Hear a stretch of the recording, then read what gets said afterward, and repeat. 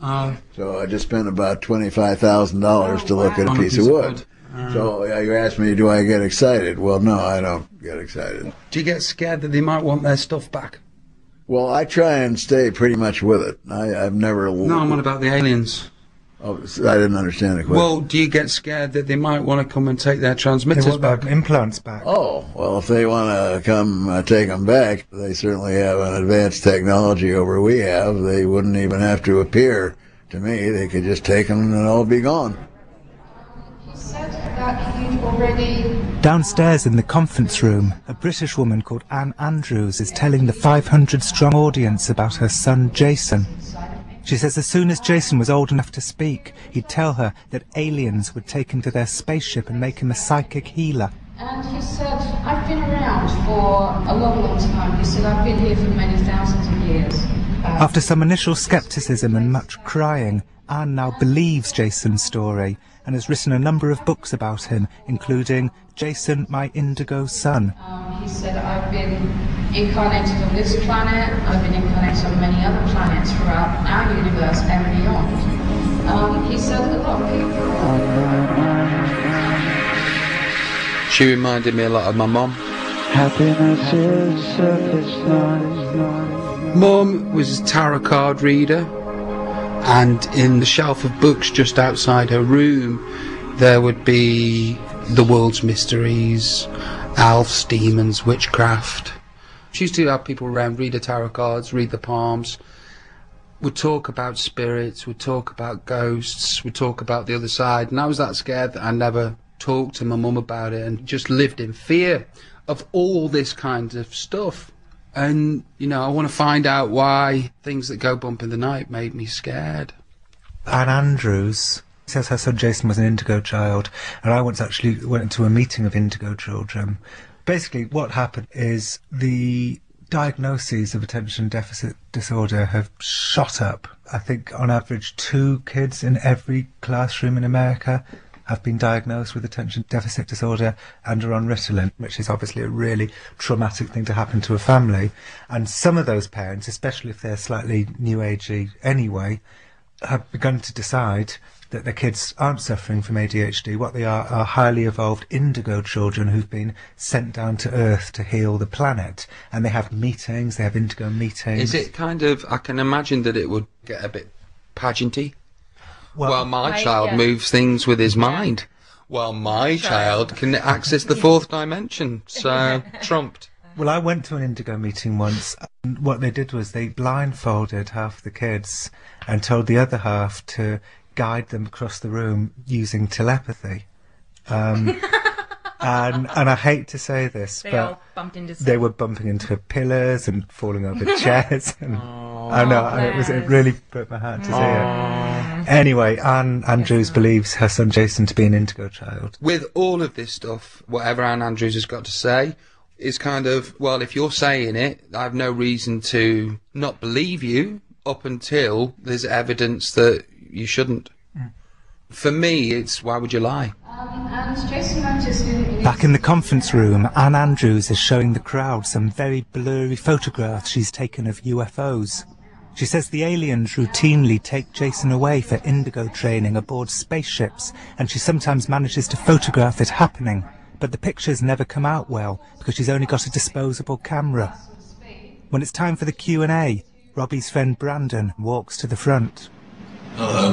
Hello. Just wanted to ask, why don't you buy a better camera? Because I am absolutely useless with anything technological. Have you ever had any sort of psychiatric evaluation or presented yourself for that? No, I haven't. I'd like to think that I'm all there, but I think that there's quite a few of us out there that have these experiences, so maybe we're all crazy. Last night Rob said to me that he didn't want to hear any debunking, and then he brings along to the convention the kind of Hitler of debunking. Thank you very much. I've been called the Hitler of many things, never the Hitler of debunking. Well, I don't know, there's 2 sides to Rob in that respect, aren't there? I think there's a side of him that wants to go along with it, but there's also a very sarcastic, sceptical side to him, which I'd like to think is the real side. My toes curled up the moment he walked towards the stage. And I think questioning somebody's sanity when this is happening to them is perfectly acceptable. I question my own. I'll go and say hello to that lady. Anne Andrews is sitting at the signing table. She's signing copies of her books, including Jason, My Indigo Son, Raising a Multidimensional Star Child in a Changing World. Robbie gets one signed. Hi, darling. I'm Rob. Hello, Rob. Pleased to meet you. Are you selling books? What is it that Jason said when he was a child that started all of this for you? Well, he called them at time little men would come in my room and they would make me float with them to a hospital, which he thought a ship was a hospital place. Would they be 3 foot, 4 foot? He said there would be about 3 or 4 of these little beings, about like 2.5, 3 feet tall. But he said there was always a taller one, taller grey being with them. Of course, now he understands that the smaller ones are just like the drones that do their bidding. But he said the taller one was always in charge. Did he feel safe with them or not? No, at first he was absolutely terrified because it went against everything that we brought him up to believe in. But then he realised that they're actually awakening him to the truth of who he is.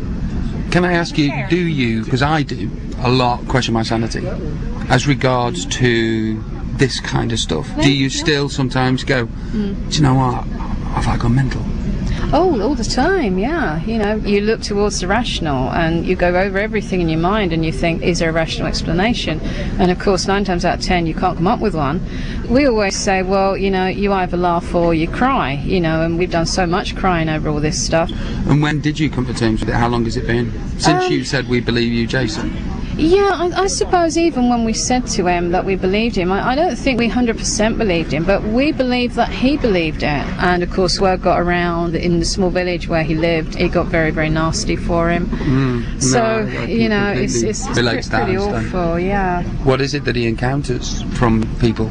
In England particularly, people are really, really spiteful at times. They will ridicule, they'll poke fun, they'll call things out to him across the road and, oh, you know, mental boy and all this. It's just really, really nasty. I mean, he's actually even lost a job over this stuff.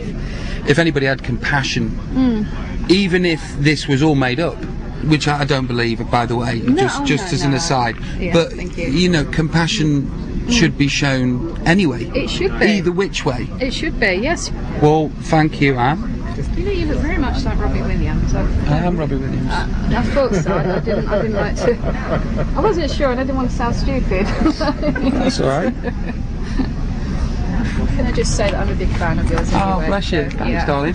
And please send him my best. Of course I will. And maybe we'll have a chat one day. Oh, I'm sure he'd love that. He'd be so thrilled to know. When did this kind of social shunning happen? What age was he? I suppose it's when the first book came out, which is when he was about 14. He lost all his friends at school, nobody wanted to know him. He was actually even suspended, well, eventually expelled from school because the headmaster was just so, I don't want this sort of thing in my school. It must have been a horrible time for you. It was. I mean, and an awful time for him. Oh, it was terrible. It's just so sad to hear that happens, but I understand that it does, because you know, it's happened to me. I've had the same kind of thing. Yeah. I think joining Take That was like leaving on a spaceship. Really? Yeah. And coming back and all your friends going, right, it's weird now. Yeah. So I understand a little bit. Yes. But please send him my best, and it's lovely to talk to you. Tell him to drop me a line if he wants. Yeah. Oh, that would be lovely. That's co.uk. Okay. Yep. Yep. And there you go. Robbie and Anne swap email addresses, and Robbie promises to go to her next talk next weekend in Pasadena.